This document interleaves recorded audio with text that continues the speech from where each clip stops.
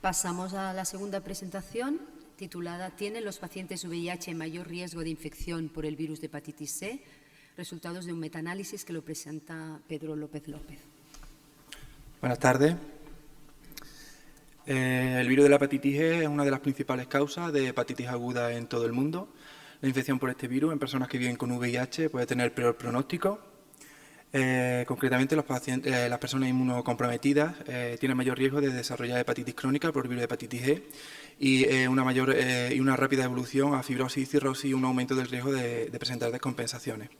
Sin embargo, existe controversia sobre si la infección por el VIH es un factor de riesgo para la infección por el virus de la hepatitis E. Por ello, el objetivo de nuestro estudio es evaluar si los pacientes infectados por el VIH constituyen un grupo de riesgo para la infección por el virus de la hepatitis E. Para ello, hemos realizado una revisión sistemática en línea con los criterios de PRISMA. Se identificaron un total de 195 estudios entre enero de 1990 y agosto de 2018. De estos, 142 fueron excluidos debido a que no presentaban relevancia con el objetivo de nuestro estudio. Y finalmente, 53 estudios fueron evaluados a texto completo. En un primer análisis, en el que se excluyeron de estos 53 estudios a aquellos que no presentaban alguno de los siguientes criterios, como son que estuviesen escritos en inglés o español, que evaluasen la serología IgG del virus de la hepatitis E en un grupo de pacientes VIH positivos, que comparase la seroprevalencia del virus de la hepatitis E entre un grupo de VIH positivo y un grupo control, y por último que el grupo control incluyese al menos 50 individuos y que estos estuviesen emparejados por edad, sexo y área geográfica. Finalmente, para este estudio se seleccionaron 3 artículos.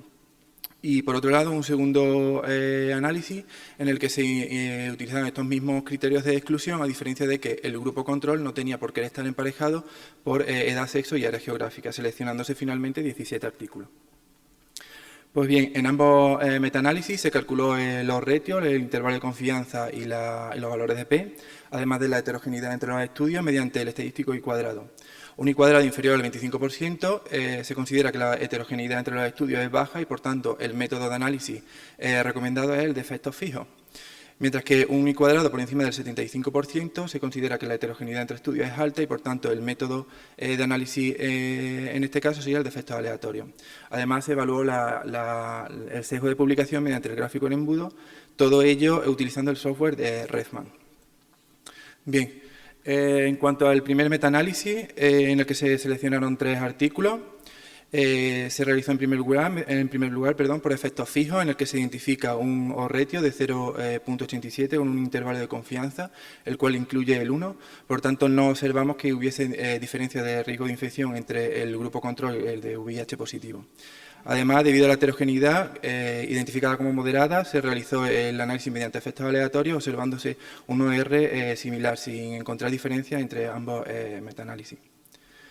En segundo lugar, el segundo metaanálisis, en el que se incluyeron 17 artículos, se realizó mediante efectos aleatorios, identificándose un OR de 1.07 con un intervalo de confianza que incluía igualmente el 1, por lo que no se observan tampoco en este metaanálisis diferencias entre ambos grupos. Por ello, podemos concluir que en este metaanálisis no muestra que los pacientes infectados por el VIH tengan un mayor riesgo de infección por el virus de la hepatitis E en comparación con la población general y que, por tanto, no existen argumentos que recomienden tomar medidas preventivas adicionales en pacientes infectados por el VIH en comparación con los recomendados por la población general. Por último, agradecer a todos los participantes y entidades que hacen posible este estudio y, por supuesto, a vosotros por asistir hoy aquí.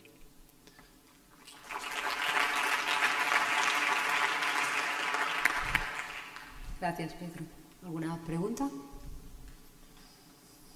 Yo sí quería preguntarte, si no hay preguntas de momento, sobre tu experiencia, ya no en la revisión, en el metaanálisis. Tú, por ejemplo, tienes un paciente en la consulta que te viene con una transaminitis y demás.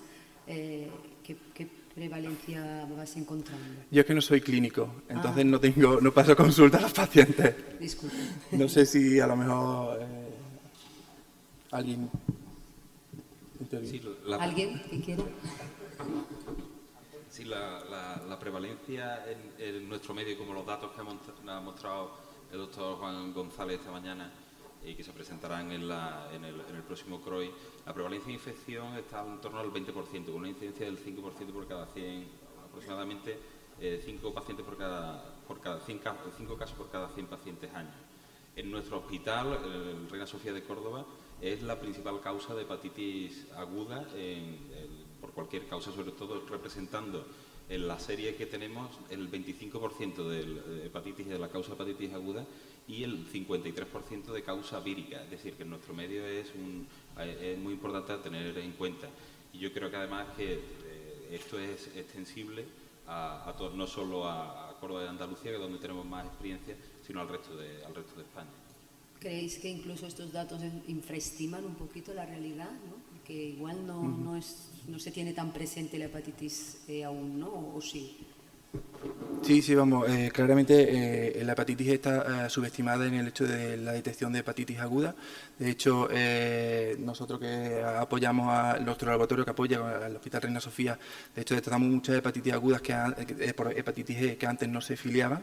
Claro. Y que seguramente no solo el hecho de la hepatitis aguda, sino aquellas que incluso son asintomáticas que no se detectan. Muy bien. Aquí arriba, perdonad que estoy aquí. Que no veo. Solo quería haceros un comentario, Antonio. ¿Creéis que hay algún efecto geográfico? Porque sin haber hecho algo seriado ni habitual, pero sí que es verdad que por lo menos en La Paz, cuando tenemos elevaciones de transaminasas estas un poquito inexplicables, pues llevamos unos años pidiendo, ¿no?, las serologías, y es que no hemos encontrado prácticamente nada.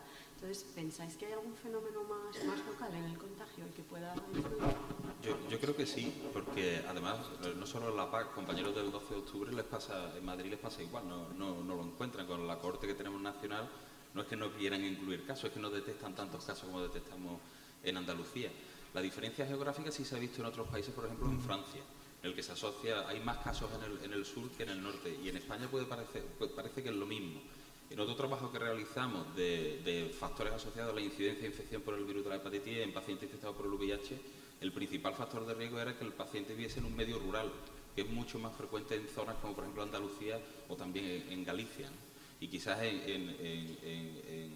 en grandes ciudades como puede ser Barcelona o Madrid no esté tan representado este factor de riesgo. Es un poco este tema que es como una zoonosis de alguna manera, ¿no? Es que en nuestro medio claramente tiene que ver con el tema de los animales, ¿no? Y probablemente eso es. Vale, gracias.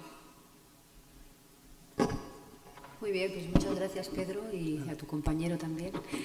Y pasamos a la siguiente.